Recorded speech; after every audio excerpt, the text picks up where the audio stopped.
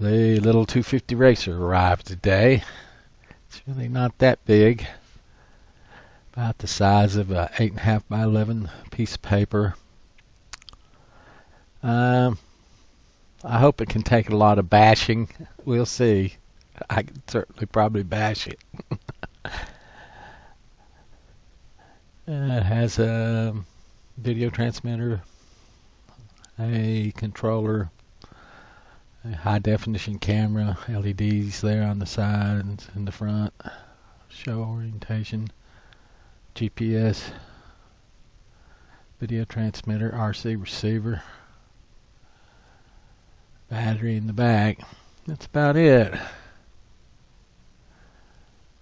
There it is, lit up. That's just to let you know it's coming at you. Trying to keep it oriented. The back red lights do some information. Turn signals don't work yet. Alright, let's go Maiden it.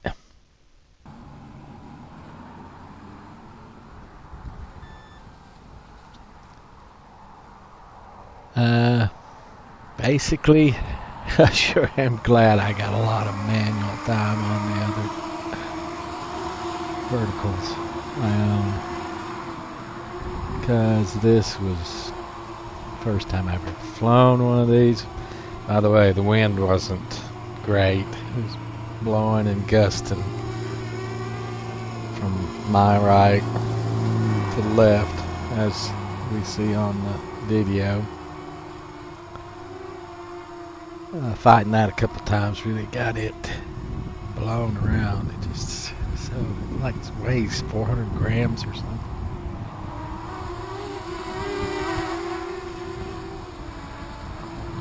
Never touched this controller before. Everything's just new as a brand new pup. And of course, you guys know me. I start kind of horsing it around a little bit. And they're supposed to be sort of indestructible, so even bouncing off the ground is not supposed to hurt it, right? Okay, let's see if I can get it back over here. Oops. Oh well. Well, that wasn't, I wouldn't even call that a crash compared to what these things are supposed to withstand. I mean, it should withstand full speed running right straight into that wall. Yes, you can hear me blow it off a little bit. Well, one of the RC receiver antennas, just had to straighten it back to the vertical. That's it. Everything looks great. Go get this started again.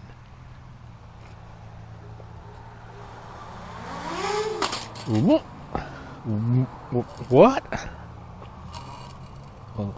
I didn't see any damage. Let me look again here. No.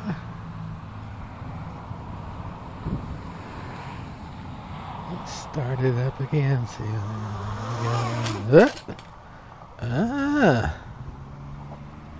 All the motors are turning. All the SCs are working. Let's really be gentle with the throttle.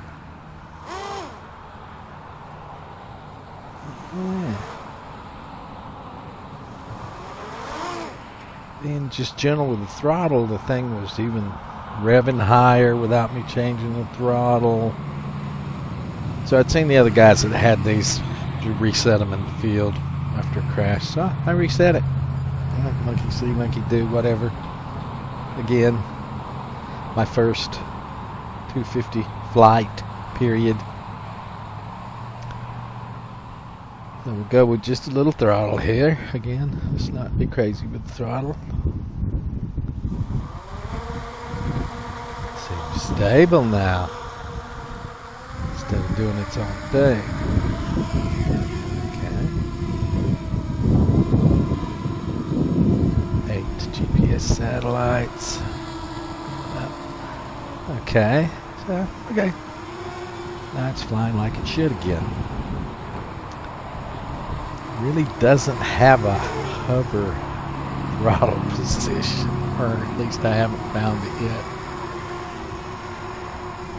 And believe me, the wind a couple times And what the wind would do would either make it go up or down, because I would be compensating right and left. That's what happens. The wind will push you up or push you down. Or I can touch the plant like that and I hit the throttle really hard.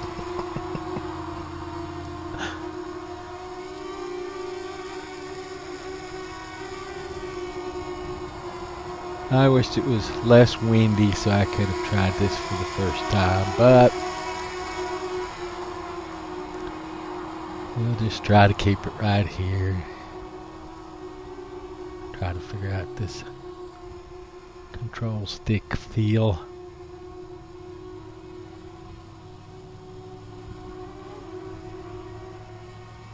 The left red LED you see flashing tells me how many GPS satellites are currently locked up.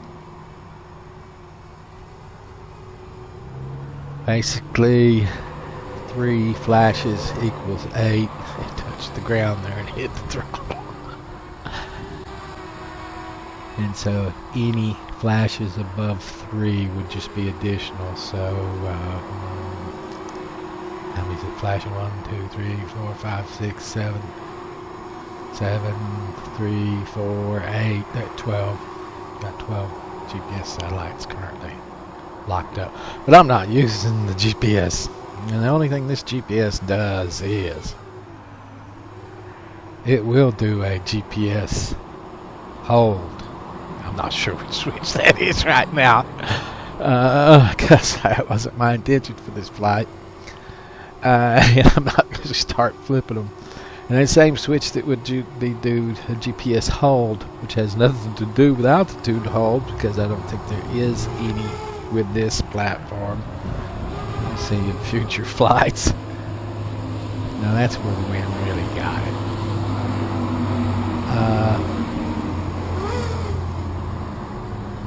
And return to home. I'm not sure these functions work well with this current model. The third thing it does for me, I can think of right off, is miles per hour. The GPS on it, it can the on-screen display, which is part of the platform itself. I will be able to see how fast I'm going, in addition to how high I am in the display. So that's really the only reason I wanted the GPS.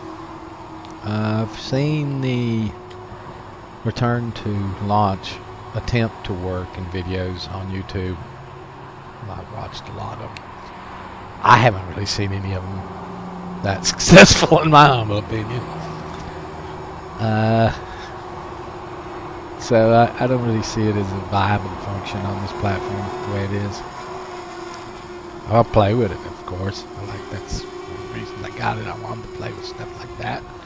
And of course they'll add new things in the future. The GPS hold to hold a... Now there's again no barometer, I don't believe.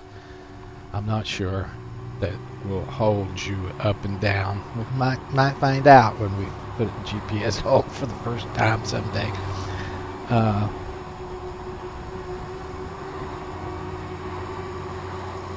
It would just make, it wouldn't go forward, backwards, right, and left. I think that's about all you're going to get out of that. So that's pretty useless. That's the only thing that's unique about this platform. It does have a full 1080, 1920 by 1080 camera in it that has an SD card in it that records to 64 gigabytes of high definition. You can turn that on and off.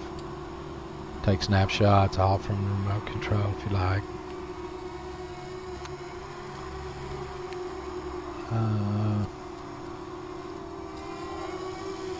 Other than that, it's supposed to be a racing drone, 250 class. Let's see what I can do. And then Of course, the GPS position on the on-screen display also might help if it goes wild, tries to fly off, and I can see what the coordinates are on the display.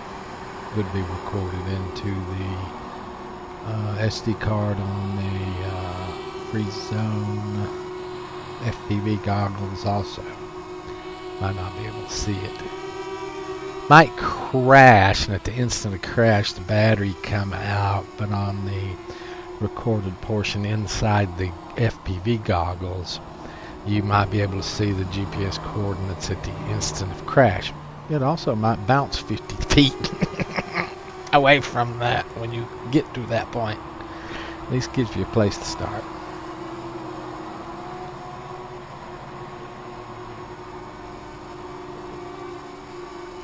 And it started raining, of course. You can see a drop or two rain on the lens now. I just ignored it.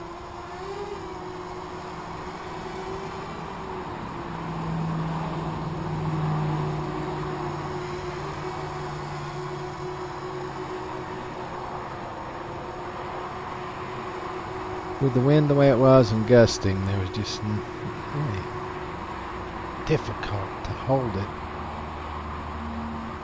up and down truthfully with the throttle.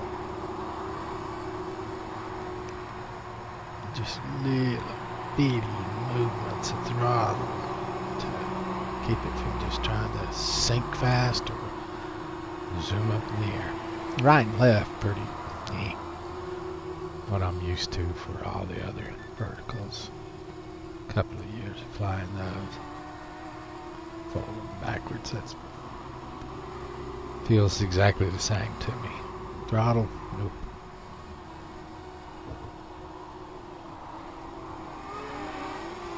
Now at this point, it got to seem like it, I don't know, what I would say was mushy.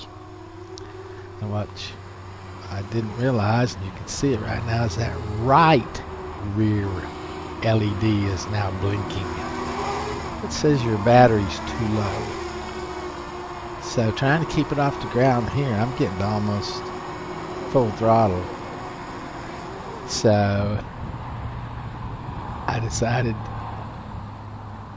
that right LED must mean battery dead.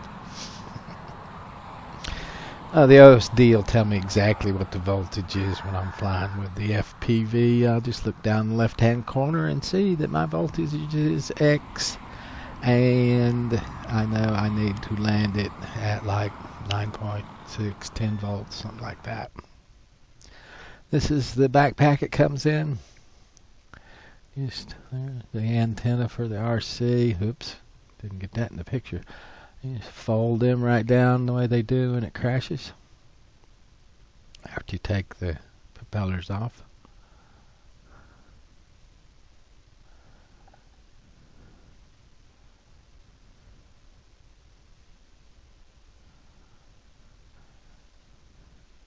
I stuck them back in the bag that came in. Take the transmitter, and I hate this. I guess I could probably bind my Futaba to it. I don't know. Everything that you buy nowadays is coming with its own transmitter. If you've got 5 platforms, you're going to have 5 transmitters. Having one transmitter to control 50 birds, it doesn't seem workable anymore. Kind of torques my jaw a little bit. Actually, it torques it a lot. There you go. Zip it shut. It's extremely light. I'll have to weigh it. Yeah. Backpack. Oops. Guess I should tilt up the camera, shouldn't I?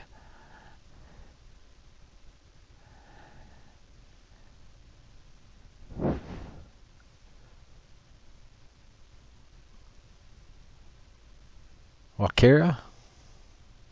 Runner 250R. Backpack version. I have my 250 now. I have 4 spare batteries, and I gotta count the number of props, but I think I got 20 extra props. Thank you.